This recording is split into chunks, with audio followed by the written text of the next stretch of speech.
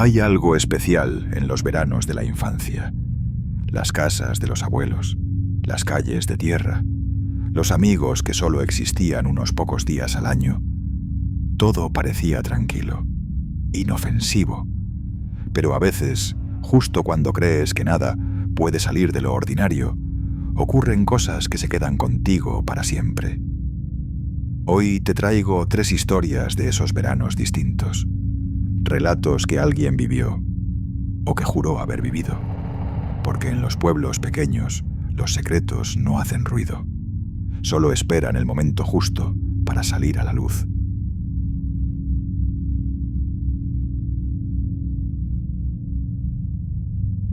A los 14 años, creí que ya conocía lo que era un verano tranquilo. Pero aquel año, mis padres alquilaron una casa en un pueblo costero del norte. Y aprendí que la calma a veces también puede dar miedo. Mis padres alquilaron una casa en un pequeño pueblo costero del norte. Nada de urbanizaciones ni chiringuitos. Era un lugar tranquilo, casi demasiado. La casa estaba en las afueras, cerca de un sendero que bajaba al mar. Detrás tenía un jardín grande, con arbustos descuidados, y desde ahí, si el día estaba claro, se podía ver, a lo lejos y entre la bruma, la silueta de un faro viejo.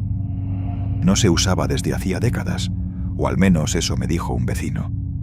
Estaba oxidado, inclinado, y siempre envuelto en niebla. Nadie parecía prestarle atención. Al principio no me llamó la atención.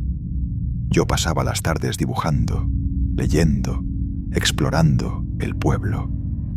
Pero a partir de la 3ª o 4ª noche, empecé a despertarme a la misma hora, alrededor de las 3. No era por ruidos ni pesadillas, simplemente abría los ojos sin motivo, como si algo me hiciera hacerlo. Fue entonces cuando vi por primera vez la luz. Era blanca, intensa, y aparecía solo durante un segundo. Luego, oscuridad. Pasaban unos segundos y volvía a encenderse, siempre con el mismo ritmo, como si girara. Me quedaba mirándola desde la ventana. Nunca iluminaba directamente la casa, pero sí lo suficiente como para dejar ese rastro tenue en la pared o entre los huecos de la persiana. La dirección de la luz coincidía, más o menos, con la del faro. Pero había demasiada niebla y no se podía ver con claridad de dónde salía exactamente. Sentía una mezcla de curiosidad y desasosiego. No me daba miedo como tal, pero sí una inquietud difícil de explicar, como cuando te das cuenta de que algo no encaja, pero no sabes por qué. Una mañana, en el desayuno, lo mencioné por encima. Mis padres dijeron que sería una boya, o tal vez un barco. Cosas normales cerca del mar. Pero yo sabía que no venía del agua. Era una luz terrestre, firme, sin el movimiento errático de algo flotando. Esa noche, como tantas otras, la luz volvió. Y a partir de ahí, empezaron los sueños. Siempre era el mismo. Una figura pequeña subía una escalera de caracol, lentamente. Estaba envuelta en sombra, apenas visible.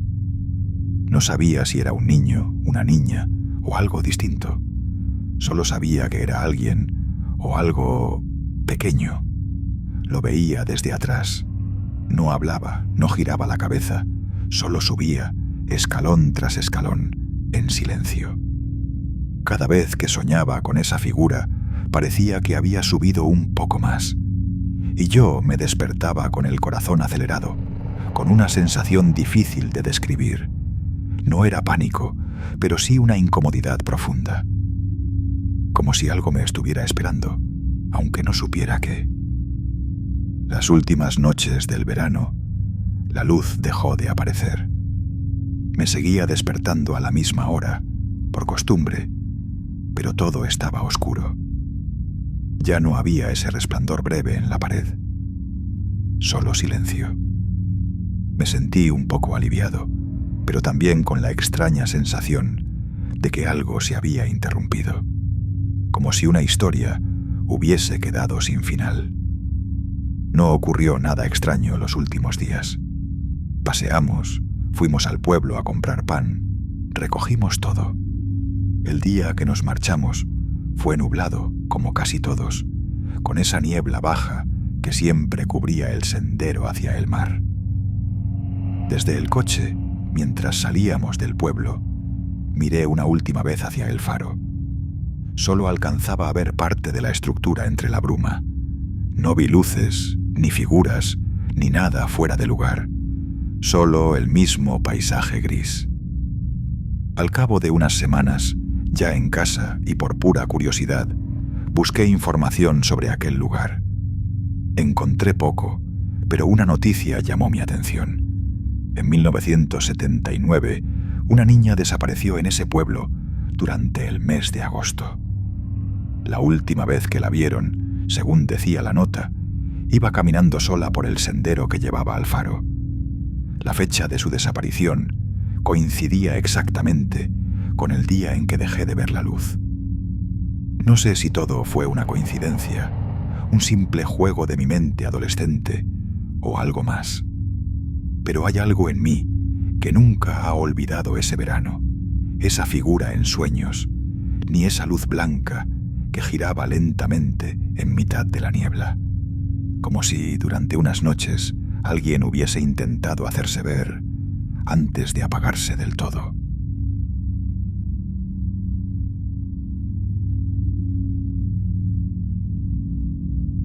Hay veranos que se olvidan al poco tiempo y otros que se quedan contigo sin que sepas muy bien por qué. A mí me pasó cuando tenía unos 12 o 13 años. Como cada año, mi familia y yo fuimos al mismo pueblo de siempre, ese donde había crecido mi madre. Un sitio pequeño, tranquilo, con apenas 100 casas, muchas de ellas vacías la mayor parte del año. Era el típico pueblo donde no pasa nada, y precisamente por eso era perfecto.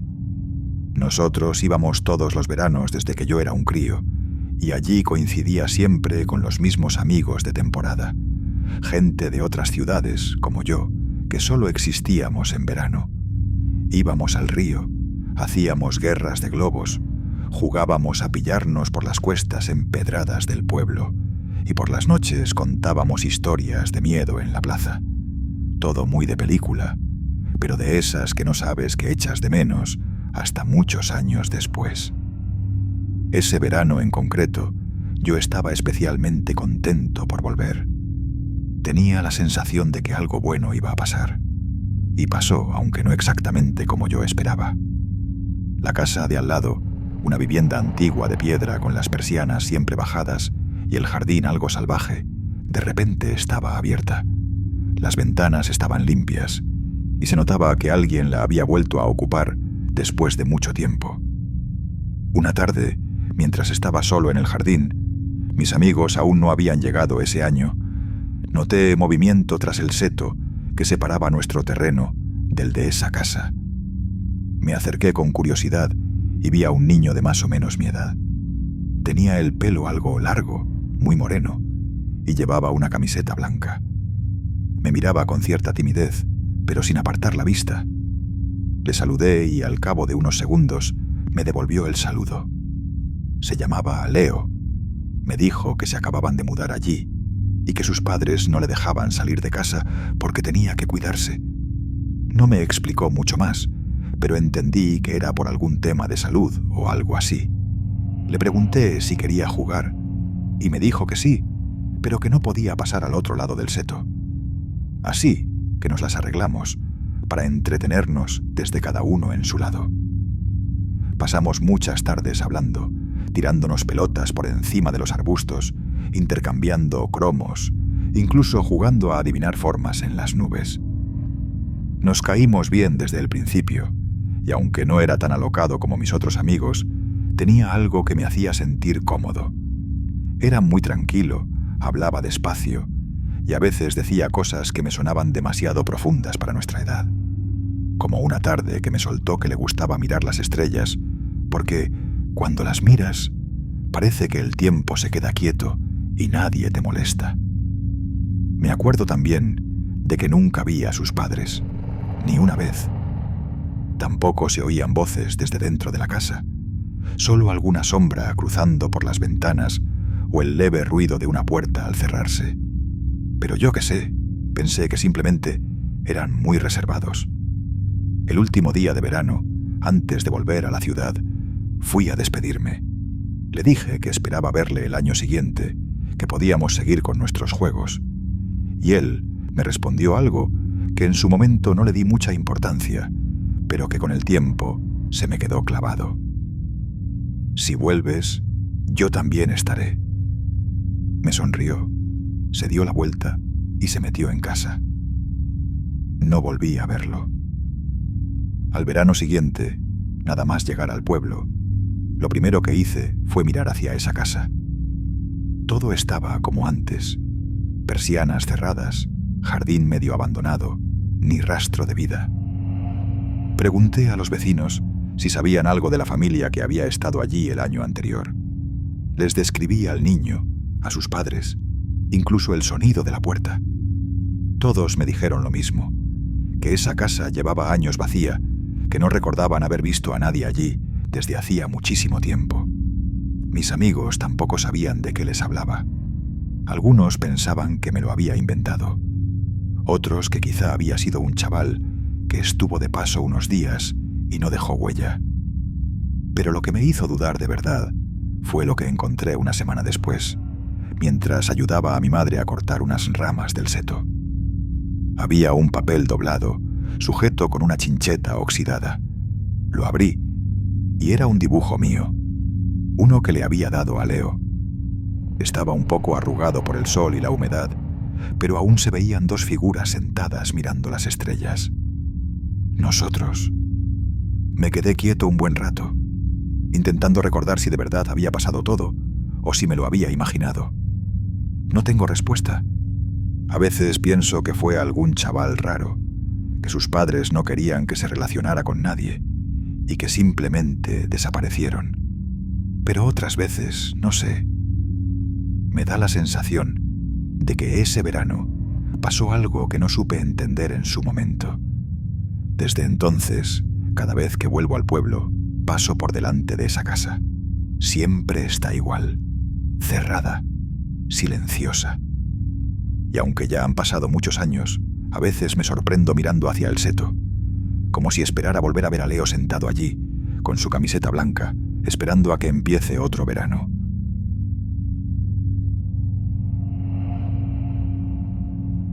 Nunca olvidaré el verano del 97.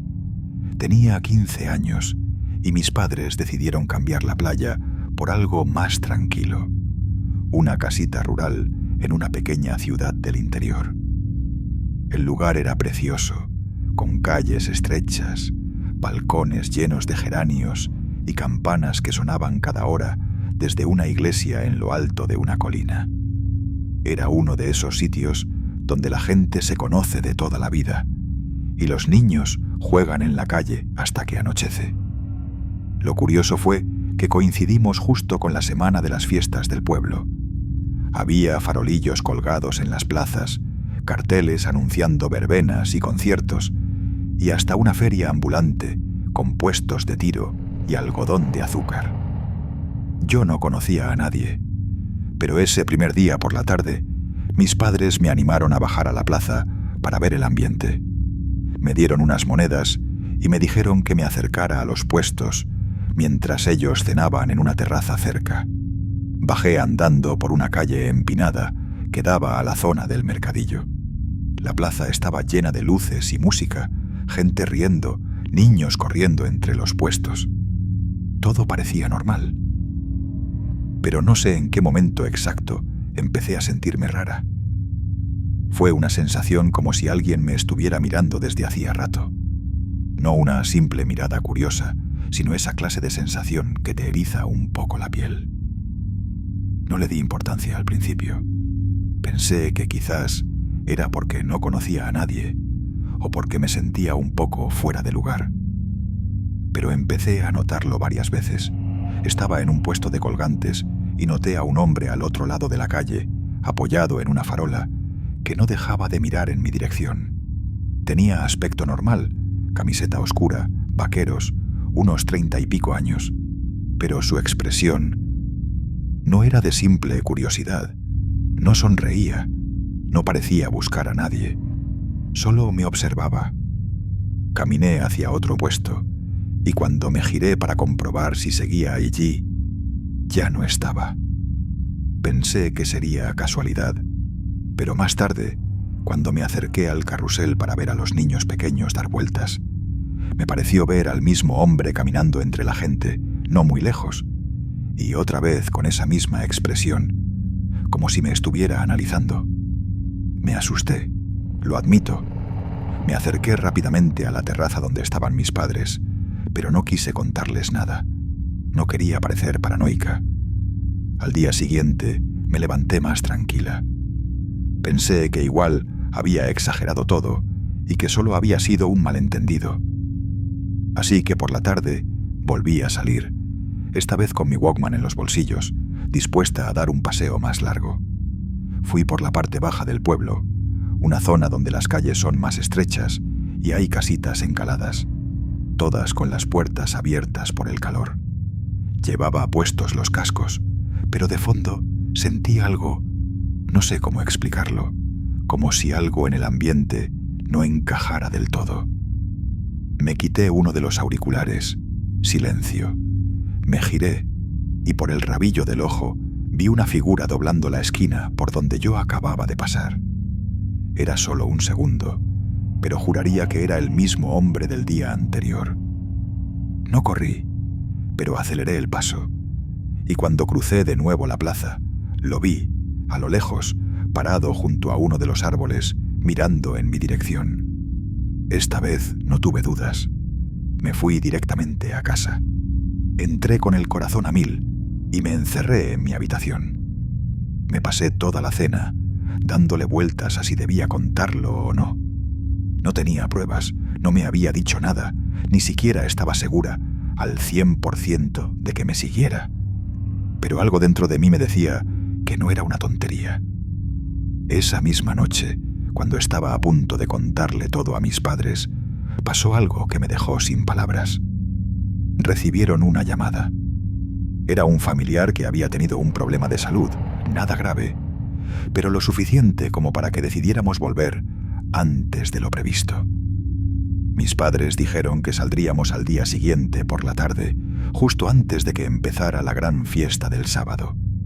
Y aunque no lo dije en voz alta, sentí un alivio enorme.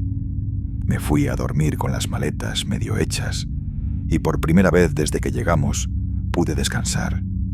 Al día siguiente, mientras metíamos las cosas en el coche, miré hacia la plaza desde lo alto de la calle. Había gente montando los puestos, preparando las luces, todo listo para la gran noche. Y entre la multitud me pareció verlo otra vez. No puedo asegurarlo. Estaba de espaldas, con la misma camiseta oscura, quieto entre la gente. Pero no quise comprobarlo.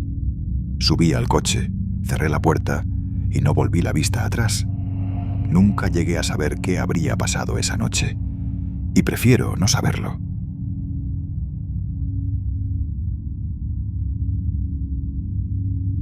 A veces, lo más inquietante no es lo que se ve, sino lo que se recuerda.